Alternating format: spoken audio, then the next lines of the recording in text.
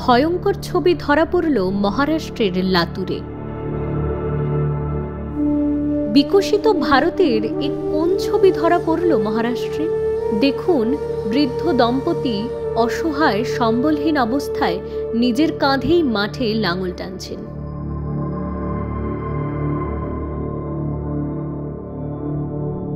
মহারাষ্ট্রের লাতুর জেলার হাদৌলতি গ্রামের 70 বৃদ্ধ কৃষক অম্বর দাস পাওয়ার নিজের স্ত্রীকে সঙ্গে নিয়ে মাঠে লাঙল টানছেন।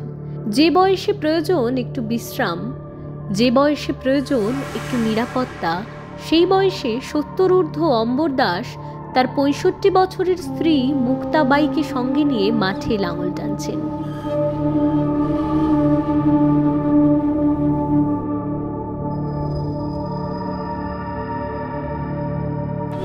এমন ছবি ধরা পড়তেই শোরগোল মহারাষ্ট্র জুড়ে। হালের বলদ কিংবা ট্রাক্টর ভাড়া নেওয়ার ক্ষমতা নেই এই বৃদ্ধ কৃষক দম্পতির। ছেলে পুনেতে শ্রমিক হিসেবে কাজ করে, কোনো মতেই দিয়েছেন মেয়ের বিয়ে। নাতি নাতনিদের দেখাশোনা এবং খাওয়া দাওয়ার দায়িত্বও রয়েছে এই বৃদ্ধ দম্পতির কাঁধেই।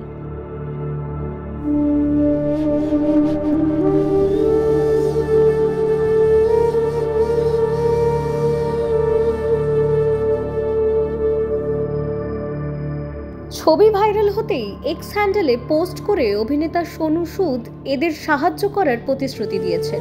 জানা গিয়েছে, ওই বৃদ্ধ দম্পতি পাননি কোনো সরকারি সাহায্য।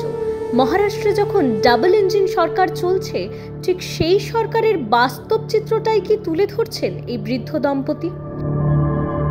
Bureau report, news poll Bangla.